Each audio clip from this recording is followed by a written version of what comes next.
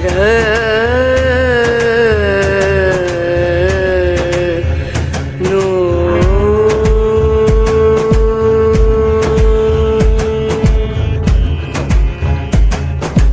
राधे, जय माता की भक्तों।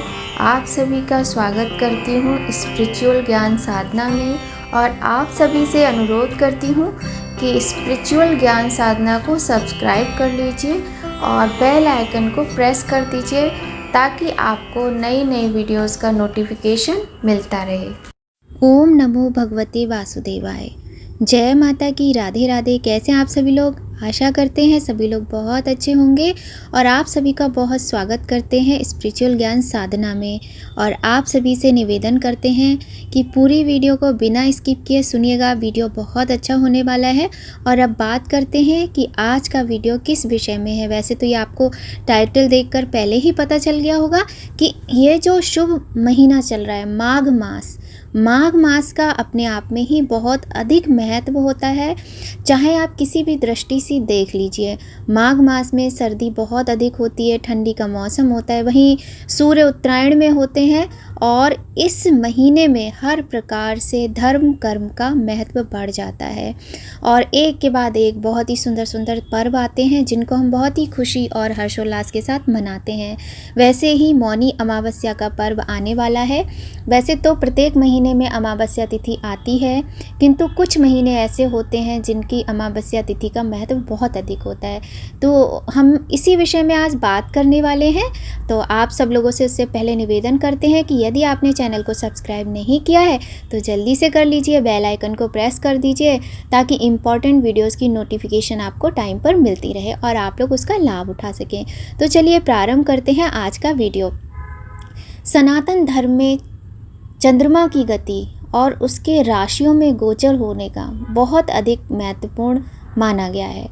चंद्रमा की कलाओं के माध्यम से ही चंद्र मास में तिथि और त्योहारों का निर्धारण होता है। एक माह में दो पक्ष होते हैं, एक शुक्ल पक्ष और दूसरा कृष्ण पक्ष। इस विषय में हम कई बार बात कर चुके हैं।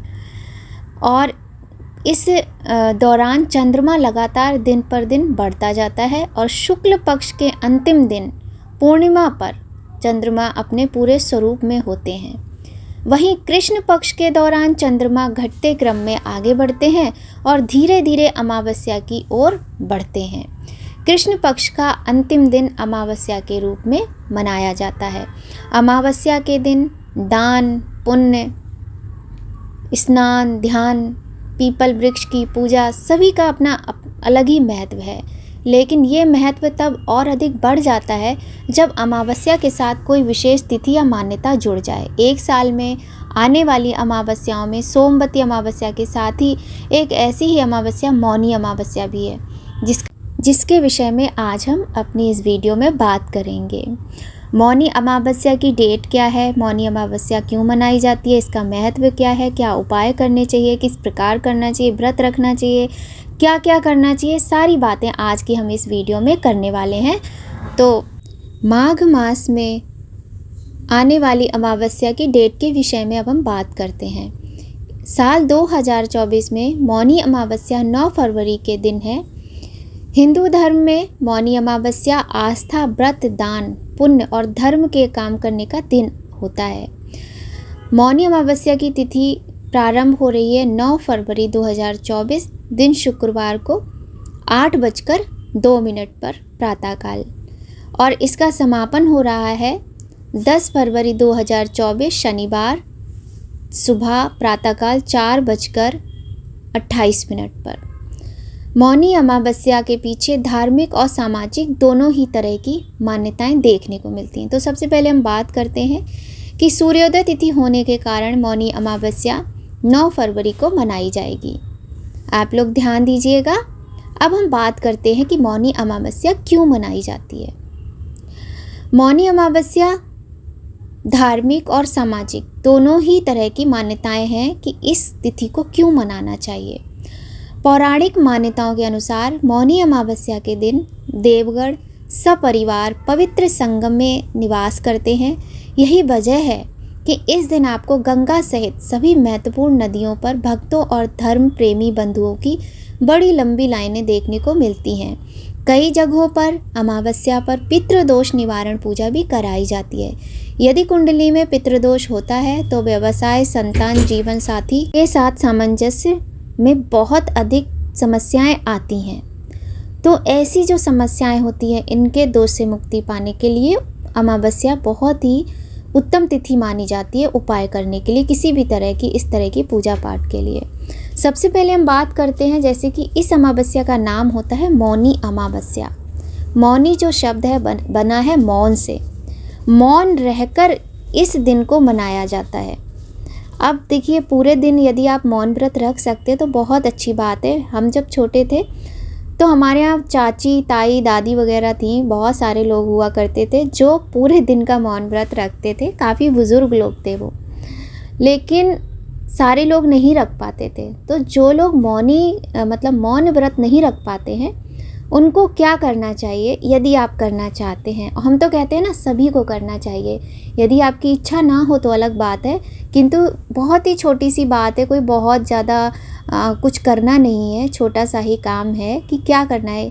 यदि आप ऐसे शहर में रहते हैं जहाँ गंगा मैया हैं आपके आसपास तो बहुत ही सुंदर बात है, किंतु यदि ऐसे शहर में आप नहीं हैं और घरेलू महिला हैं या घरेलू घर में रहने वाले लोग हैं, चाहे बच्चे हों, बड़े हों, बुज़ुर्ग हों, मतलब अपने स्वास्थ्य को ध्यान में रखते हुए कीजिएगा।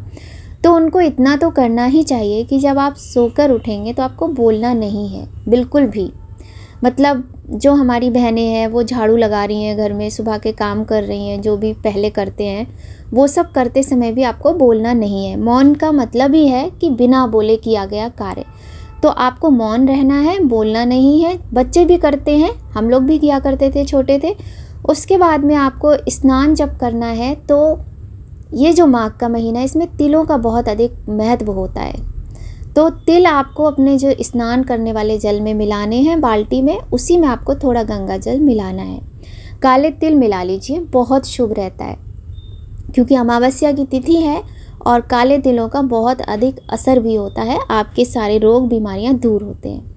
आप उस जल में स्नान करके स्वच्छ वस्त्र पहनकर अपने घर में जो भी पूजा अर्चना आपको करनी है, आपको मौन रहकर ही करनी है। तुलसी में जल देना, सूर्य भगवान को जल देना, और करीब 11 बजे के समय पर आप पितरों के निमित्त जल का दान अवश्य कीजिए। जल का दान आपको कैसे करना है पहले भी हम बता चुके, एक बार फिर से बताते हैं। आपको यदि पितरों को जल देना है तो उसके लिए आपको तांबे के लोटे का प्रयोग नहीं करना है, स्टील का लोटा लेना है, ना ही लोहे के लोटे का प्रयोग करना है। स्टील के लोटे में थोड़ा सा कच्चा दूध, थोड़ा सा गंगा जल, थोड़ा सा मीठा और सादा जल, काले तिल मिलाकर आप दक्षिण दिशा की तरफ मुख करके सर्व पितृ देवी देवताभ्यो नमः या फिर सर्व पितृ चरण कमलेभ्यो नमः, इस प्रकार से मंत्र बोलते हुए आप दक्षिण दिशा की तरफ मुख करके जल दीजिए अपने पितरों के निमित्त, और उनसे प्रार्थना कीजिए कि जो भी गलती अपराध हुए हैं वो क्षमा करें और उनकी कृपा बनी रहे, ताकि जीवन में कोई दुख ना आए, बच्चे स्वस्थ रहें, घर में सभी लोग स्वस्थ रहें, सभी की रक्षा हो। इस प्रकार से कामना करनी है। सूर्य भगवान को जल देना होता है, तुलसी माता की पूजा करनी है, भोलेनाथ पर जल चढ़ाइए, मंदिर जा सकते हैं, बहुत अच्छी बात है, लेकिन सारा कुछ मौन रहकर करना है। और हम आपको बता दें, इस दिन दान का बहुत अधिक, जैसे स्नान का महत्व है वैसे ही दान का महत्व है। आप चाहें तो पितरों के निमित्त तर्पण भी करा सकते हैं, और आप चाहें तो एक खुराक निकाल लीजिए, खुराक मतलब भोजन की, जैसे थोड़ा सा सूखा आटा, थोड़ा सा चावल, और एक काम कीजिए, उड़द की काली दाल भी आप ज़रूर रखिए अमावस्या के दान में। काले तिल ले लीजिए, और क्योंकि तिलों का बहुत अधिक महत्व होता है इस पूरे माघ के महीने में, तो आप तिल की कोई भी मिठाई घर में बनानी है तो अलग बात है, नहीं तो बाहर से लेके रेवड़ी, गजक, बहुत सारी चीज़ें आती हैं, थोड़ा सा ही ले लीजिए आप, 10-20 रुपए का ही ले लीजिए। वो लेकर कोई भी गर्म कपड़ा, जैसे मोजे हैं, टोपी है, कंबल है, जो आप छोटे से छोटा कर सकते हैं, बड़े से बड़ा कर सकते हैं, सारी चीज़ें। और वही खुराक का मतलब वही होता है, थोड़ा सा चावल, आटा, नमक और मिर्च और घी, ये सारी चीज़ें आपको किसी भी ब्राह्मण को दान करनी है मंदिर में। दान करने के बाद आप अपना मौन व्रत खोल सकते हैं। उसके अतिरिक्त कोई भी गरीब इंसान मिल जाए, कोई भी निर्बल इंसान मिल जाए, कोई भी असहाय व्यक्ति मिल जाए और आप इस अवस्था में हैं कि आप उसकी सहायता करना चाहते तो अति उत्तम है, आप अवश्य ही सहायता कीजिएगा। इस प्रकार से आपको इस दिन करना है। मौनी अमावस्या के दिन ज़्यादातर लोग नदी सरोवर में जाकर स्नान करते हैं। तो अपने देखिए ज़्यादा से ज़्यादा आप जो कर सकते हैं थोड़ा कीजिए, ज़रूरी नहीं आप बहुत बड़ी क्वांटिटी में कीजिए, आप थोड़ा सा भी कर सकते हैं। बस आपका मन शुद्ध होना चाहिए और बहुत अच्छा रहता है दान वगैरह करना। बहुत सारे लोग व्रत भी रखते हैं, तो वो आपकी इच्छा पे डिपेंड करता है। यदि आपको व्रत रखना है तो रख लीजिए, नहीं तो दान करने के बाद घर आकर और अच्छे से भोजन बनाइए। चाहे तो आप उड़द की काली दाल की खिचड़ी बना सकते हैं, नहीं तो आप पूरी सब्जी बनाकर भगवान को भोग लगाइए। बस लहसुन प्याज का प्रयोग नहीं करना है, इस दिन ड्रिंक नहीं करनी है, शराब का सेवन नहीं करना है, झगड़ा नहीं करना है। चींटियों को भोजन कराइए, गाय को भोजन कराइए, गाय माता को आप गुड़ दीजिए, बड़ा ही शुभ होता है। और असहाय लोगों की मदद कीजिए, घर में अपने बच्चों को खूब सारा प्यार कीजिए। ये नहीं है कि घर में आपके बीवी बच्चे ऐसे ही बैठे हैं, उनको छोड़कर आप बाहर दान कर रहे हैं, वो बहुत बड़ा पाप होता है।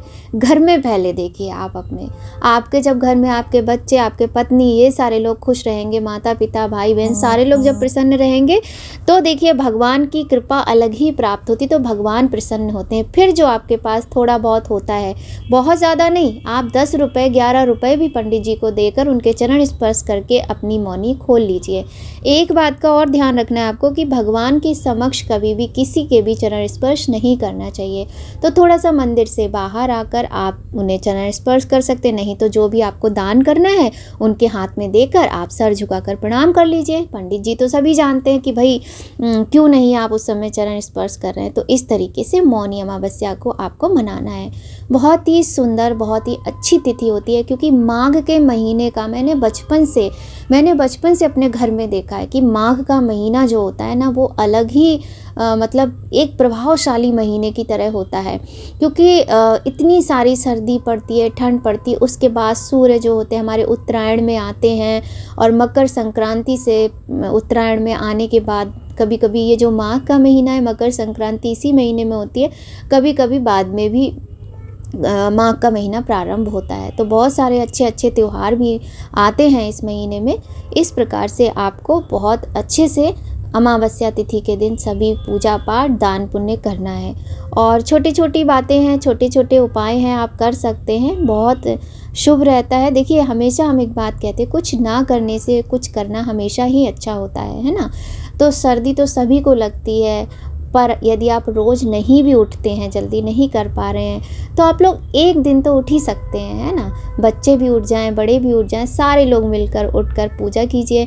चाहे तो सूक्ष्म हवन या फिर बड़ा हवन आप कर सकते हैं। गायत्री मंत्र का जाप कीजिए, बहुत शुभ रहता है। और गायत्री मंत्र से ही आप हवन कर सकते हैं, बहुत अच्छा माना जाता है अमावस्या तिथि पर। यदि आप हर अमावस्या तिथि पर गायत्री मंत्र से हवन करते हैं तो आपके घर का पितृ दोष बिल्कुल समाप्त हो जाता है, अगर प्रत्येक माह की अमावस्या तिथि पर आप हवन करते हैं गायत्री मंत्र से। और बहुत सारे लोग मैं देखती हूँ भ्रम फैलाते हैं कि गायत्री मंत्र सबको नहीं जपना चाहिए, ये वो, लेकिन हम बताएं आपको, बचपन से जपा है हम लोगों ने तो। क्योंकि देखिए हम स्कूल जाना जब हमने प्रारंभ किया तो हमारे स्कूल में गायत्री मंत्र होता था, 1 बार बोलो या दिन में 3 बार बोलो, होता तो था ना।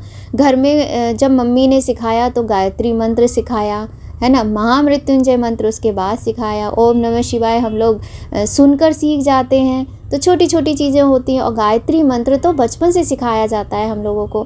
तो ऐसा कोई भी इसमें दोष नहीं होता है, बहुत ही प्रभावशाली मंत्र होता है गायत्री माता का, और ज़रूर करना चाहिए। बहुत ही अच्छा मंत्र होता है, बहुत इसके परिणाम जो है ना बहुत ही सुंदर मिलते हैं। बस आप करके देखिए, किसी भ्रम में मत पड़िए कि गायत्री मंत्र नहीं करना चाहिए, ऐसा कभी कुछ नहीं होता है। भारतीय संस्कृति में आने वाले तीज और त्यौहार सभी का मतलब एक अलग ही प्रभाव होता है। मौनी अमावस्या का महत्व भी धर्म के साथ ज्योतिष से जुड़ा हुआ है। वैदिक ज्योतिष के अनुसार जब माघ के महीने में चंद्रमा और सूर्य मकर राशि में एक साथ एकत्र होते हैं, तब मौनी अमावस्या मनाई जाती है। मौनी अमावस्या के दिन चंद्रमा और सूर्य दोनों ही ग्रहों की संयुक्त ऊर्जा के प्रभाव के कारण इस दिन का महत्व बहुत अधिक बढ़ जाता है। मौनी अमावस्या बहुत अधिक महत्वपूर्ण दिन है हमारे हिंदू धर्म में। बहुत अधिक महत्वपूर्ण तिथि मानी जाती है। तिथि पितरों को समर्पित होती है। तो बस आप लोगों से यही सारी बातें करनी थी कि थोड़ी सी जानकारी, ये जो कुछ भी मुझे पता है मैंने आपके साथ शेयर की है। और मैं तो यही कहूँगी कि एक दिन की तो बात है, थोड़ा सा कीजिए, आपको बहुत अच्छा फल मिलेगा। देखिए, घर में हज़ार तरह की समस्याएं होती हैं, तो सभी समस्याओं से मुक्ति मिलती है। बस ये थोड़ा समय लगता है। समय हर चीज़ का होता है ना, तो थोड़ा समय लगता है। तो अगर आपको हमारे द्वारा बताई गई जानकारी, हमारी ये वीडियो थोड़ी भी अच्छी लगे, तो आप लोगों से विनम्र निवेदन है, लाइक अवश्य कीजिएगा। और मिलते हैं आपसे ऐसी ही बहुत अच्छी जानकारी के साथ एक दूसरे वीडियो में। जय माता की, राधे राधे। सभी लोग अपना ख्याल रखिए।